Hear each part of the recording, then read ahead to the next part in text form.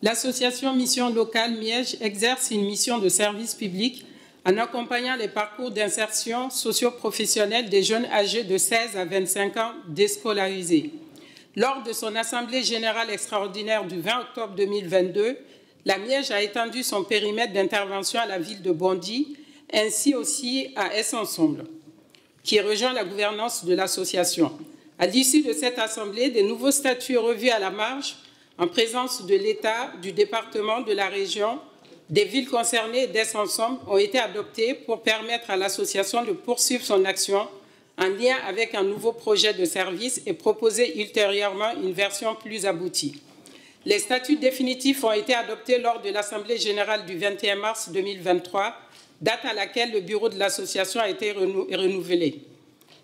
Les motivations et les opportunités. Ce nouveau statut acte la modification du nom de l'association, puisqu'on intègre Bondy, la mise en place d'une présidence d'une durée de 3 ans renouvelable qui était devenue une nécessité, et répartissent les missions de l'ancien conseil d'administration entre le bureau et l'Assemblée générale, puisque l'État participe activement, ainsi que la région, le département et maintenant Est-Ensemble.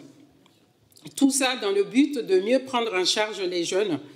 Il convient donc de prendre acte des nouveaux statuts de l'association et d'approuver la présente convention qui a pour objet de préciser les termes et conditions de l'octroi du soutien financier, matériel et immatériel de la ville à la Miège, permettant de soutenir les actions mises en œuvre par la Miège, de définir les modalités de coopération opérationnelle entre la structure locale et la ville, de l'insertion socio-professionnelle des jeunes montrélois.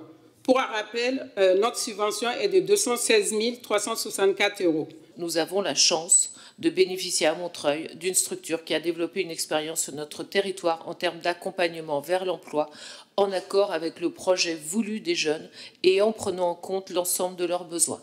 Il nous faut la préserver, d'autant plus que ce type de structure est sous le feu des offensives libérales et du projet France Travail.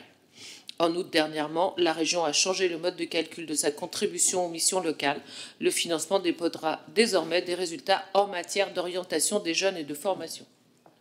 Au total, ce coup de canif amputera de moitié les subventions aux missions locales.